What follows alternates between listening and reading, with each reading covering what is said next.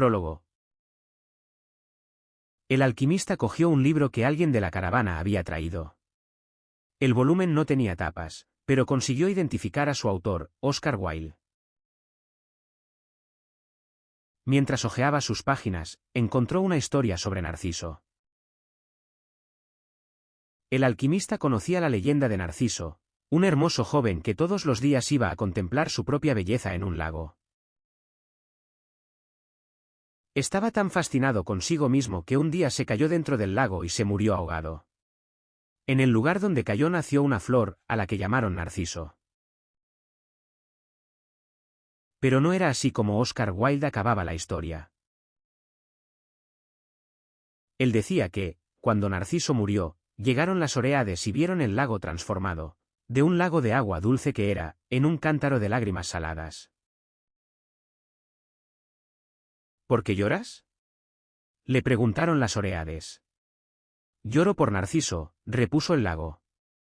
Ah, no nos asombra que llores por Narciso, prosiguieron ellas. Al fin y al cabo, a pesar de que nosotras siempre corríamos tras él por el bosque, tú eras el único que tenía la oportunidad de contemplar de cerca su belleza. ¿Pero Narciso era bello?, preguntó el lago. ¿Quién sino tú podría saberlo?, respondieron, sorprendidas, las Oreades. En definitiva, era en tus márgenes donde él se inclinaba para contemplarse todos los días. El lago permaneció en silencio unos instantes.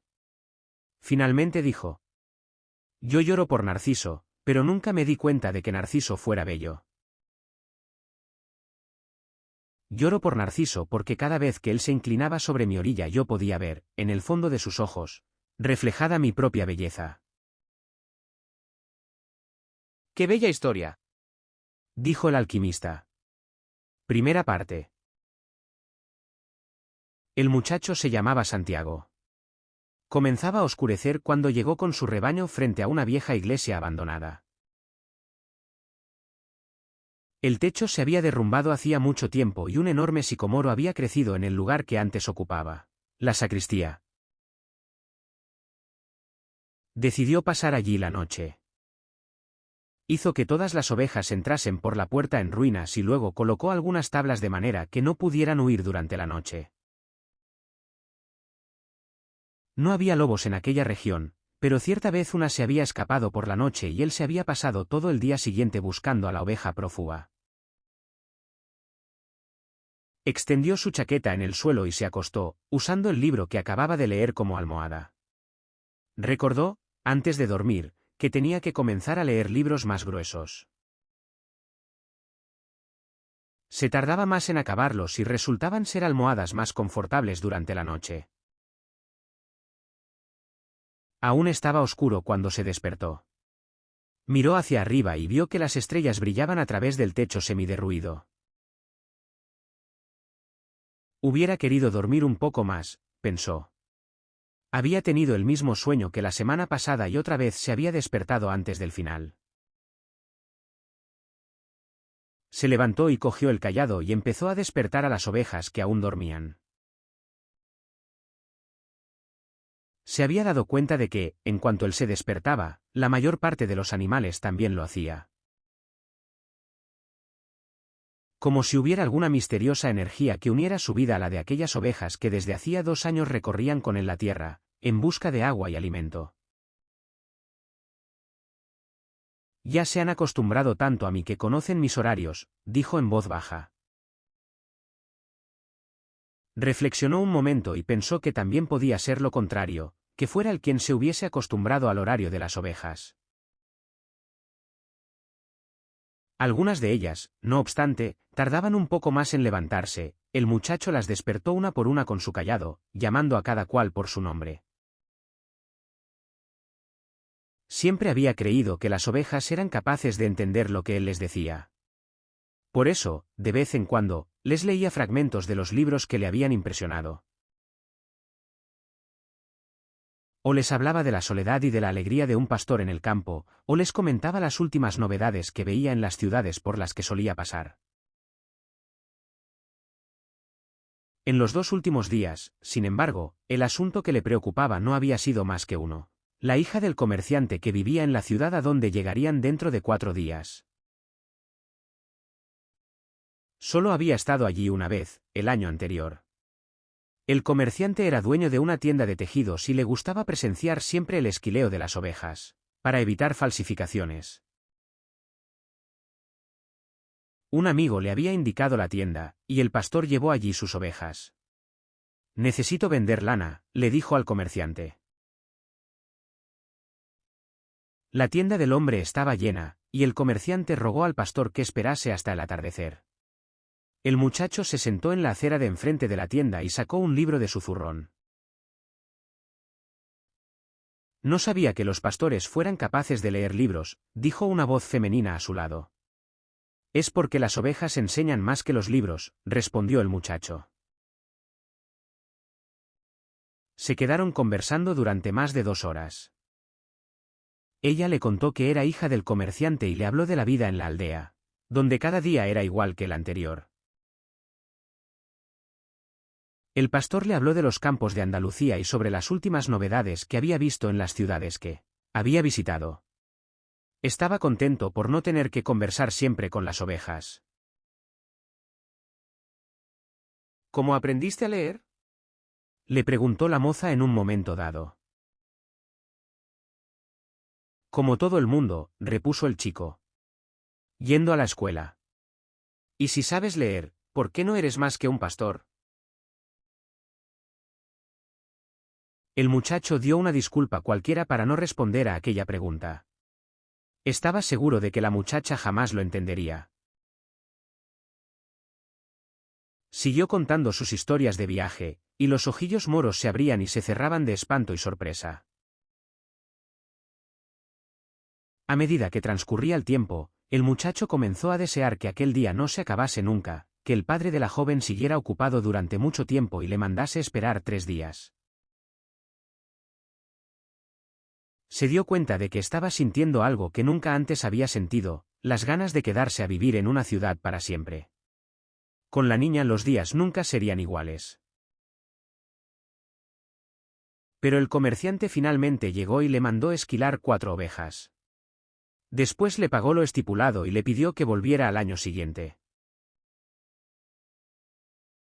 Ahora faltaban apenas 4 días para llegar nuevamente a la misma aldea. Estaba excitado y al mismo tiempo se sentía inseguro, tal vez la chica ya lo hubiera olvidado. Por allí pasaban muchos pastores para vender lana. «No importa», dijo el muchacho a sus ovejas. «Yo también conozco a otras chicas en otras ciudades». Pero en el fondo de su corazón, sabía que sí importaba. Y que tanto los pastores, como los marineros, como los viajantes de comercio siempre conocían una ciudad donde había alguien capaz de hacerles olvidar la alegría de viajar libres por el mundo. Comenzó a rayar el día y el pastor colocó a las ovejas en dirección al sol. «Ellas nunca necesitan tomar una decisión», pensó. «Quizá por eso permanecen siempre tan cerca de mí». La única necesidad que las ovejas sentían era la del agua y la de la comida. Mientras el muchacho conociese los mejores pastos de Andalucía, ellas continuarían siendo sus amigas. Aunque los días fueran todos iguales, con largas horas arrastrándose entre el nacimiento y la puesta del sol. Aunque jamás hubieran leído un solo libro en sus cortas vidas y no conocieran la lengua de los hombres que contaban las novedades en las aldeas, ellas estaban contentas con su alimento, y eso bastaba. A cambio, ofrecían generosamente su lana, su compañía y de vez en cuando, su carne. Si hoy me volviera un monstruo y decidiese matarlas, una por una, ellas solo se darían cuenta cuando casi todo el rebaño hubiese sido exterminado, pensó el muchacho. Porque confían en mí y se olvidaron de confiar en su propio instinto. Solo porque las llevo hasta el agua y la comida. El muchacho comenzó a extrañarse de sus propios pensamientos. Quizá la iglesia, con aquel sicomoro creciendo dentro, estuviese embrujada. Había hecho que soñase el mismo sueño por segunda vez, y le estaba provocando una sensación de rabia contra sus compañeras, siempre tan fieles. Apretó contra el cuerpo su chaqueta. Sabía que dentro de unas horas, con el sol alto, el calor sería tan fuerte que no podría conducir a las ovejas por el campo. Era la hora en que toda España dormía en verano. El calor se prolongaba hasta la noche y durante todo ese tiempo él tenía que cargar con la chaqueta. No obstante, cuando pensaba en quejarse de su peso, siempre se acordaba de que gracias a ella no había sentido frío por la mañana. Tenemos que estar siempre preparados para las sorpresas del tiempo, pensaba entonces. Y se sentía agradecido por el peso de la chaqueta. La chaqueta tenía una finalidad, y el muchacho también. En 2 años de recorrido por las planicies de Andalucía ya se conocía de memoria todas las ciudades de la región. Y esta era la gran razón de su vida, viajar. Estaba pensando en explicar esta vez a la chica por qué un simple pastor sabe leer. Había estado hasta los 16 años en un seminario. Sus padres querían que él fuese cura, motivo de orgullo para una simple familia campesina que apenas trabajaba para conseguir comida y agua, como sus ovejas. Estudió latín y español. Pero desde niño soñaba con conocer el mundo. Cierta tarde, al visitar a su familia, se había armado de valor y le había dicho a su padre que no quería ser cura. Quería viajar. Hombres de todo el mundo ya pasaron por esta aldea, hijo, dijo su padre. Vienen en busca de cosas nuevas, pero continúan siendo las mismas personas. Van hasta la colina para conocer el castillo y opinan que el pasado era mejor que el presente. Pueden tener los cabellos rubios o la piel oscura, pero son iguales que los hombres de nuestra aldea. Pero yo no conozco los castillos de las tierras de donde ellos vienen, replicó el muchacho. Esos hombres, cuando conocen nuestros campos y nuestras mujeres, dicen que les gustaría vivir siempre aquí, continuó el padre. Quiero conocer a las mujeres y las tierras de donde ellos vinieron, dijo el chico, porque ellos nunca se quedan por aquí. Los hombres traen el bolsillo lleno de dinero, insistió el padre. Entre nosotros, solo los pastores viajan. Entonces seré pastor. El padre no dijo nada más. Al día siguiente le dio una bolsa con 3 antiguas monedas de oro españolas. Las encontré un día en el campo. Iban a ser tu dote para la iglesia. Compra tu rebaño y recorre el mundo hasta que aprendas que nuestro castillo es el más importante y que nuestras mujeres son las más bellas. Y lo bendijo. En los ojos del padre él leyó también el deseo de recorrer el mundo. Un deseo que aún persistía, a pesar de las decenas de años que había intentado sepultarlo con agua, comida, y el mismo lugar para dormir todas las noches. El horizonte se tiñó de rojo, y después apareció el sol. El muchacho recordó la conversación con el padre y se sintió alegre. Ya había conocido muchos castillos y a muchas mujeres, aunque ninguna como aquella que lo esperaba dentro de 2 días. Tenía una chaqueta, un libro que podía cambiar por otro y un rebaño de ovejas. Lo más importante, sin embargo, era que cada día realizaba el gran sueño de su vida, viajar. Cuando se cansara de los campos de Andalucía podía vender sus ovejas y hacerse marinero. Cuando se cansara del mar ya habría conocido muchas ciudades, a muchas mujeres y muchas oportunidades de ser feliz. Siempre que le era posible buscaba un camino diferente para recorrer. Nunca había estado en aquella iglesia antes, a pesar de haber pasado tantas veces por allí. El mundo era grande e inagotable, y si él dejara que las ovejas le guiaran apenas un poquito, iba a terminar descubriendo más cosas interesantes. El problema es que ellas no se dan cuenta de que están haciendo caminos nuevos cada día.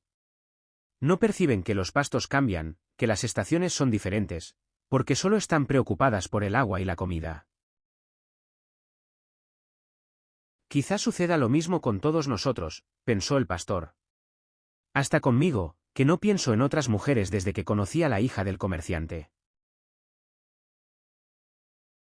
Miró al cielo y calculó que llegaría a Tarifa antes de la hora del almuerzo.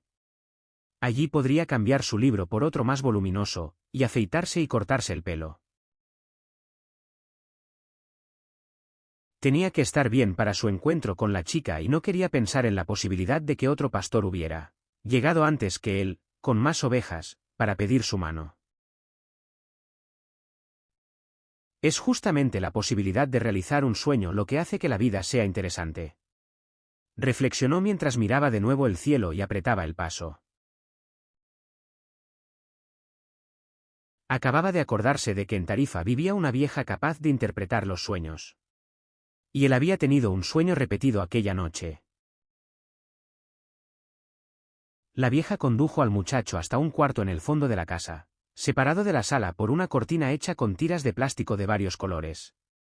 Dentro había una mesa y 2 sillas. La vieja se sentó y le pidió a él que hiciese lo mismo. Después le cogió ambas manos y empezó a rezar en voz baja. Parecía un rezo gitano. El muchacho ya había encontrado a muchos gitanos por el camino, los gitanos viajaban y, sin embargo, no cuidaban ovejas. La gente decía que su vida se basaba en engañar a los demás, también decían que tenían un pacto con los demonios, y que raptaban criaturas para tenerlas como esclavas en sus misteriosos campamentos. De pequeño siempre había tenido mucho miedo de que lo raptaran los gitanos. Y ese temor antiguo revivió mientras la vieja le sujetaba las manos. No quería que sus manos empezaran a temblar y la vieja percibiese su miedo. Rezó un Padre Nuestro en silencio. Qué interesante, dijo la vieja sin apartar los ojos de la mano del muchacho. Y volvió a guardar silencio. El chico se estaba poniendo nervioso.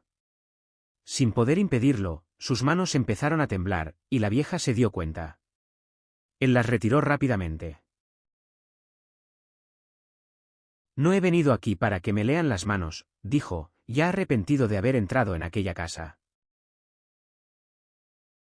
Pensó por un momento que era mejor pagar la consulta e irse de allí sin saber nada. Le estaba dando demasiada importancia a un sueño repetido. Sin embargo, decidió arriesgarse.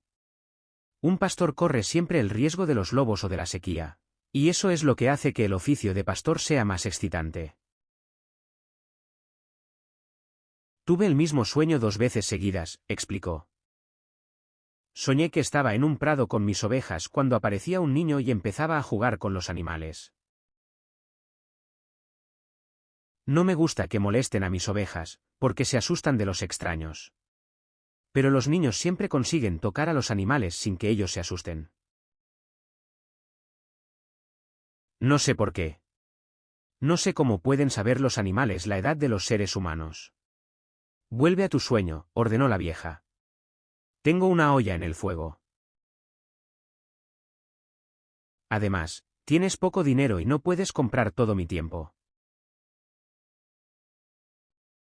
El niño seguía jugando con las ovejas durante algún tiempo, continuó el muchacho, un poco presionado, y de repente me cogía de la mano y me llevaba hasta las pirámides de Egipto. El chico esperó un poco para ver si la vieja sabía lo que eran las pirámides de Egipto. Pero la vieja continuó callada. Entonces, en las pirámides de Egipto, pronunció las 3 últimas palabras lentamente. Para que la vieja pudiera entender bien, el niño me decía, si vienes hasta aquí encontrarás un tesoro escondido. Y cuando iba a mostrarme el lugar exacto, me desperté. Las 2 veces. La vieja continuó en silencio durante algún tiempo. Después volvió a coger las manos del muchacho y a estudiarlas atentamente. No voy a cobrarte nada ahora, dijo la vieja. Pero quiero una 10ª parte del tesoro si lo encuentras. El muchacho rió feliz. Iba a ahorrarse el poco dinero que tenía gracias a un sueño que hablaba de tesoros escondidos. La vieja debía de ser realmente gitana, porque los gitanos tenían fama de ser un poco tontos. Entonces interprete el sueño, le pidió. Antes, júrame que me vas a dar la 10ª parte de tu tesoro a cambio de lo que voy a decirte. El chico juró. Es un sueño del lenguaje del mundo, dijo ella. Puedo interpretarlo, aunque es una interpretación muy difícil. Por eso creo que merezco mi parte en tu hallazgo. He aquí la interpretación, tienes que ir hasta las pirámides de Egipto. Nunca oí hablar de ellas, pero si fue un niño el que te las mostró es porque existen. Allí encontrarás un tesoro que te hará rico. El muchacho se quedó sorprendido y después irritado. No necesitaba haber buscado a la vieja para esto. Finalmente recordó que no iba a pagar nada. Para esto no necesitaba haber perdido mi tiempo, dijo. Por eso te dije que tu sueño era difícil. Las cosas simples son las más extraordinarias, y solo los sabios consiguen verlas. ¿Y cómo voy a llegar hasta Egipto? Yo solo interpreto sueños. No sé transformarlos en realidad. Por eso tengo que vivir de lo que mis hijas me dan. ¿Y si no llego hasta Egipto? Me quedo sin cobrar. No sería la primera vez. Y la vieja no dijo nada más. Le pidió al muchacho que se fuera, porque ya había perdido mucho tiempo con él. El muchacho salió decepcionado y convencido de que no creería nunca más en sueños. Se acordó de que tenía varias cosas que hacer, fue al colmado a comprar algo de comida. Cambió su libro por otro más grueso.